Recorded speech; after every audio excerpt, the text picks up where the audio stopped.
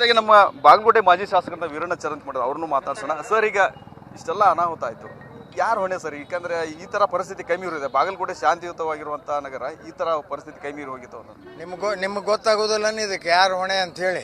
ನಿನ್ನೆ ಪ್ರತಿ ಸಾರಿ ಮಾಡುವಂಗೆ ಶಿವಾಜಿ ಮಹಾರಾಜರ ಜಯಂತಿ ಉತ್ಸವ ಮಾಡಕತ್ತಾರ, ಮೆರವಣಿಗೆ ಹೋಗ್ತದ. ಪ್ರತಿ ವರ್ಷ ನಾವೆಲ್ಲ ಜಯಂತಿ, ಮಹಾಪುರುಷರ ಜಯಂತಿ ಮಾಡ್ತೀವಿ, ಶಿವಾಜಿ ಮಹಾರಾಜರದ್ದು ಮಾಡ್ತೀವಿ, ಬಸವ ಜಯಂತಿ ಮಾಡ್ತೀವಿ, ಕಿತ್ತೂರು ಚೆನ್ನಮ್ಮ ಜಯಂತಿ ಎಲ್ಲರೂ ಮಾಡ್ತಾಯಿದ್ದೀವಿ. ಮತ್ತು ಅವರು ಮೆರವಣಿಗೆ ಹೋಗುವಾಗ ಒಂದು ಮಸೀದಿಯಿಂದ 2 ಕಲ್ಲು ಒಗೆಯೋದು, ಚಪ್ಪಲಿ ಒಗೆಯೋದು ಅಂದ್ರೆ ಧೈರ್ಯ ಏನು ಅವ್ರಿಗೆ? ಯಾವ ಧೈರ್ಯ ಅದು? ಯಾಕೆ ಒಗಿಬೇಕು ಅವ್ರ ಕಲ್ಲು? ಅವರಲ್ಲ, ಶಾಂತಿ ಕದಡ್ದವ್ರು ಯಾರು? ಅವ್ರು 8 ಮಂದಿನ ಅರೆಸ್ಟ್ ಮಾಡಿದರೆ ಮುಗಿಲಿಲ್ಲ. ಇದನ್ನು ಯಾಕೆ ಆತಿ? ಕಾರಣ ಏನು? ಮೊದಲ ಮಸೂತಿ ಹಾಕುಂತ ಇದ ಮಾಡ್ತಾರೆ ಅವರು.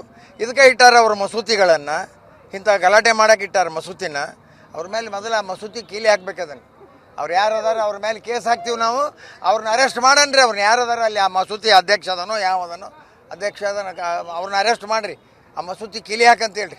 ಇದು ಎದ್ರ ಸಲಾಗಿ ಇಡ್ತಾರೆ ಮಸೂತಿ? ಪ್ರಾರ್ಥನಾ ಮಾಡೋಕೆ ಇಡ್ತಾರೆ. ಈ ಕಲ್ಲು ಒಗ್ಯಾಕೆ ಚಪ್ಪಲಿ ಇಟ್ಟಿರ್ತಾರೆ ಇವ್ರು ಮಸೂತಿಯಾಗ.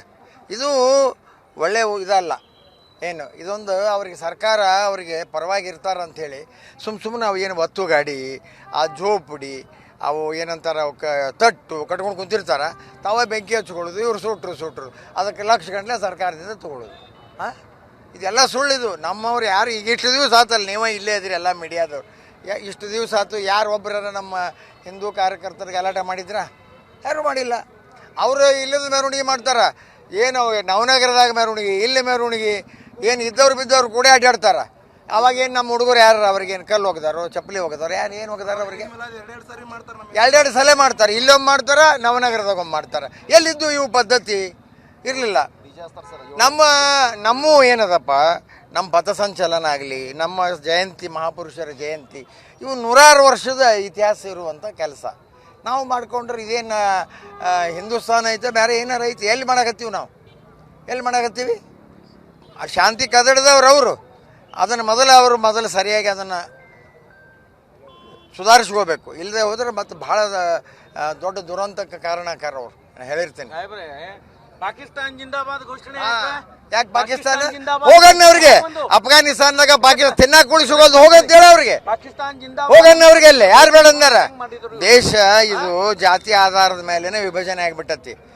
ಇವ್ರನ್ನ ಇಟ್ಕೊಂಡು ನಾವು ಭೋಜ ಮಾಡಿ ಇವ್ರಿಗೆ ಹಾಕಾಕತ್ತೀವಿ. ಇಲ್ಲಿ ಯಾರು ಟ್ಯಾಕ್ಸ್ ಕೊಡ್ತಾರ? ಸರ್ಕಾರ ಟ್ಯಾಕ್ಸ್ ತಂದು ಇವರಿಗೆ ಕುಂದಿರಿಸ್ಕೊಳಕೋದು. ಇವ್ರೇನು ಇನ್ಕಮ್ ಟ್ಯಾಕ್ಸ್ ತುಂಬವ್ರಲ್ಲ, ಏನು ತುಂಬವ್ರಲ್ಲ. ಇವ್ರು ಭಾರಿ ಇವ್ರು ನಮ್ಮ ದೇಶಕ್ಕೆ. ಏನು ಮೊದಲು ಅವ್ರ ಮೇಲೆ ಅದನ್ನು ಮಸೂದಿ ಕಿಲಿ ಹಾಕಿಸಿ ಅವ್ನ ಮೊದಲು ಅರೆಸ್ಟ್ ಮಾಡೋಣ. ಈಗ ಏನಾರು ಆಯ್ತು ಅಂದರೆ ಬೇರೆ ಯಾವ ಸಂಸ್ಥಾದ ಮ್ಯಾಗ ನೀವು ಕ್ರಮ ತೊಗೊಳಕ್ಕೆ ಬರ್ತೀರಿ ಓಡಿ? ಮತ್ತು ಯಾಕೆ ತೊಗೋಬಾರ್ದು? ಆ ಸಂಸ್ಥಾನ ಅಲ್ಲನದು.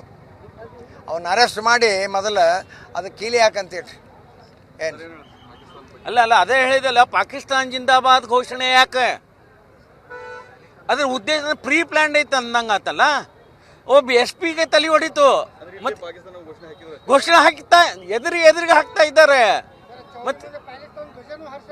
ಮತ್ತೆ ಇಷ್ಟೆಲ್ಲ ಜನರ ಮಾಡ್ತಾರ. ಇಷ್ಟೆಲ್ಲ ಮಾಡಿದಾಗೂ ಅದು ಕಿತ್ತಲಿಕ್ಕೆ ಆಗೋದಿಲ್ಲ. ಪಾಕಿಸ್ತಾನ್ ಜಿಂದಾಬಾದ್ ಅಂತ ಅಂತಾರ, ಪಾಕಿಸ್ತಾನ್ ಜಿಂದಾಬಾದ್ ಅಂತಾರ. ಮತ್ತೆ ಅಂತವ್ರ ಮೇಲೆ ಕ್ರಮ ತೆಗೆದುಕೊಳ್ಳಂಗಿಲ್ಲ ಅಂತಾರೆ. ಇದು ಮುಸ್ಲಿಂ ಪರವಾಗಿ ಅವರಿಗೆ ಅಷ್ಟು ಪ್ರೀತಿ ಇತ್ತು ಪಾಕಿಸ್ತಾನ. ಹೋಗ್ಲಿ, ಹೋಗಂತ ಹೇಳ ಅವ್ರಿಗೆ. ಇಲ್ಲಿ ಆಸ್ತಿ ಅದಾವ, ಇಲ್ಲಿ ಮಾರ್ಕೊಂಡು ಹೋಗೋಣ ಅವ್ರಿಗೆ. ಇದಿಷ್ಟು ಒಂದ್ ಕಡೆ ಇನ್ನೊಂದ್ ಕಡೆ ಬಾಗಲಕೋಟೆಯ ಮಾಜಿ ಶಾಸಕ ವೀರಣ್ಣ ಚರಂತ್ ಅವರ ಮಾತಾಗಿರುವಂತದ್ದು. ಯಾಕಂತಂದ್ರೆ ಇಲ್ಲಿ ಘಟನೆ ಆಗಿರುವಂತದ್ದು, ಘರ್ಷಣೆ ಆಗಿದ್ದು ಅವರಿಂದ. ಅವರೆಲ್ಲರನ್ನು ಕೂಡ ಬಂಧಿಸಬೇಕು. ಯಾವುದೇ ಕಾರಣಕ್ಕೂ ಕೇವಲ 8 ಜನನ ಬಂಧಿಸಿದ್ರೆ ನಾವು ಸುಮ್ಮನೆ ಇರಲ್ಲ. ಇಲ್ಲಿ ಘಟನೆಯಲ್ಲಿ ಯಾರು ದುಷ್ಕೃತಿದ್ರೆ ಎಲ್ಲರೂ ಕೂಡ ಬಂಧಿಸುವ ಕೆಲಸ ಆಗಬೇಕು ಅನ್ನೋ ಮಾತನ್ನ ಹೇಳ್ತಾ ಇದ್ದಾರೆ. ಇಲ್ಲಿದ್ರ ಪರಿಸ್ಥಿತಿ ದುರಂತಕ್ಕೆ ಹೋಗುವ ಸಾಧ್ಯತೆ ಇದೆ ಅನ್ನೋ ಎಚ್ಚರಿಕೆಯನ್ನು ಕೂಡ ಕೊಟ್ಟಿದ್ದಾರೆ. ಕ್ಯಾಮರಾಮನ್ ಬಾಪು ಜೊತೆ ರವಿ ಮುಖಿ, TV9 ಬಾಗಲಕೋಟೆ.